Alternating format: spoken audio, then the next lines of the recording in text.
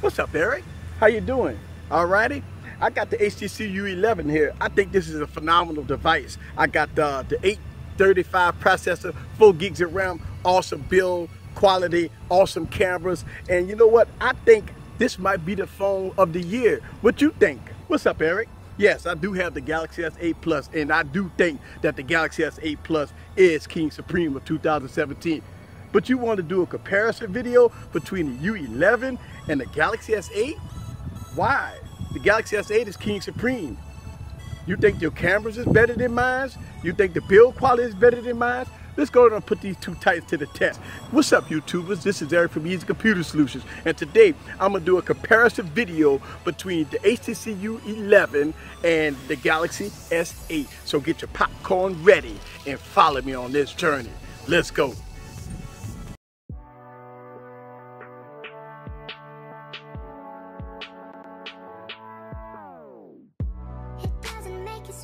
What's up, guys? This is Eric again with another video, and in 2017 this has been the year of phone designs, functionality, and features. So let's go ahead and look at the specs on both of these devices. As you can see, both devices share the same specs, but the Galaxy S8 Plus has a unique 18.9 by 5 aspect ratio with an almost bezel-less design. And the HTC U11 has a traditional 16 by 9 aspect ratio, so you be the judge for yourself when it comes to which device you like. So let's go ahead and look at the screens on both of these devices. The Galaxy S8 Plus has a huge 6.2-inch Super AMOLED screen with a resolution of 1440 by 2960 pixels, and it's gorgeous. Samsung always brings the best screens to date on any mobile device. But the HTC U11 is no slouch with a 5.5-inch Super LCD5 screen with a resolution of 1440 by 2560 pixels. So let's go and look at both screens in action. But as you can see, both screens are very good, but I do give the edge to the Galaxy S8 Plus because it's just beautiful. The new aspect ratio is okay. I do like the traditional 16 by 9 aspect ratio, but when you look at the gorgeous panel of the Galaxy S8 Plus, it's King Supreme like no other. But you be the judge for yourself when you're looking at both of these devices. But I do give the edge to the Galaxy S8 Plus. So let's talk about the look and feel of both of the devices. The Galaxy S8 Plus has a beautiful all glass and metal design. And in 2017, we start to see a new trend that OEMs is paying attention to details. And the Galaxy S8 Plus is no exception because it is a beautiful device. But man, look at the HTC U11. Oh my. This device looks gorgeous. I mean, beautiful. Sometimes you have to double take and look and see if this device is a piece of tech. The HTC U11, just like the HTC U Ultra, is the most futuristic phones I ever saw. Wow, so at this point, it's all about personal preference. But to me, I love the HTC U11. So let's check out the performance on both of these devices. The Galaxy S8 Plus and the HTC U Ultra is sporting that new Snapdragon 835 processor with 4 gigs of RAM. That's in the States. And both devices has its own unique skin on top of Android 7.0. And again, this is personal preference on what skin you like. But I can tell you that both phones are very fast and the benchmark test is very close, but the edge go a little bit to the HTC U11. The Galaxy S8 Plus is running the Samsung UI, which is called the Samsung Experience.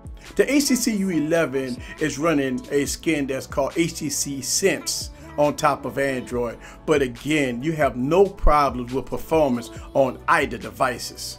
So as far as performance, both devices perform very well. So how about the battery life on both of these devices? The Galaxy S8 Plus is rocking a 3500 milliamp battery, and the HTC U11 has a 3000 milliamp battery. As I reviewed the Galaxy S8 Plus, the battery life was very good, and I believe in this instance it edged over the HTC U11, but both devices will give you 6 to 7 hours of on-screen time, so you cannot go wrong with either device. I can tell you that both devices will give you good battery life. I'm impressed to see the battery life on the HTC U11 is pretty good, even with the 3000 milliamp battery. I had concerns about that, but wow, the battery life on the HTC U11 is good. But you cannot go wrong with either device. So how about the cameras on both of these devices? The Galaxy S8 Plus has a 12 megapixel rear and an 8 megapixel front facing camera. The HTC U11 has a 12 megapixel rear and a whopping 16 megapixel front facing camera. And there is a huge difference between both of these devices. So let me show you guys some camera samples with both cameras.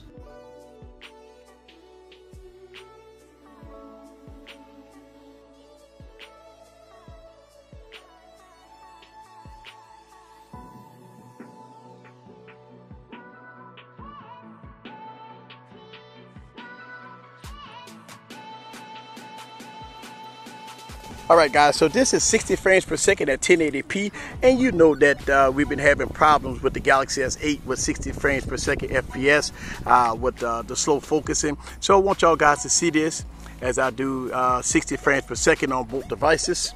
Alright, and as we walk here, the HTC U11 and the Galaxy S8 Plus. Alright, so let's look at this. Alright, yes, and I'm going to do it at 30 frames per second also. Alright guys, so this is 30 frames per second on both devices. Alright, so I want y'all guys to see this. And again, I switched to 30 frames per second so I can give the Galaxy S8 the benefit of the doubt going against the HTC U11. As you can see, the Galaxy S8 Plus still have that problem with 1080p 60 frames per second, which is a complete fail in my opinion. But the 1080p 30 frames per second and the stills are okay compared to the HTC U11.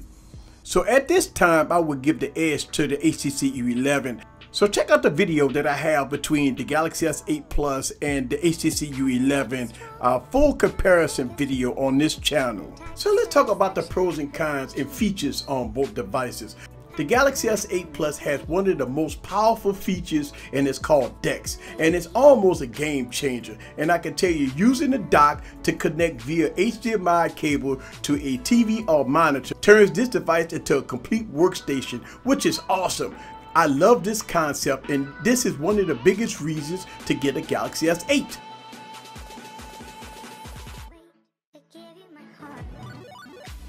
Lastly, the OS on the Galaxy S8 Plus is King Supreme. I'm loving the way Samsung has changed up the UI. It's called the Samsung Experience, and it is a fresh look on the Samsung device, and it's fast, smooth, and fluid with no hiccups, no problems whatsoever.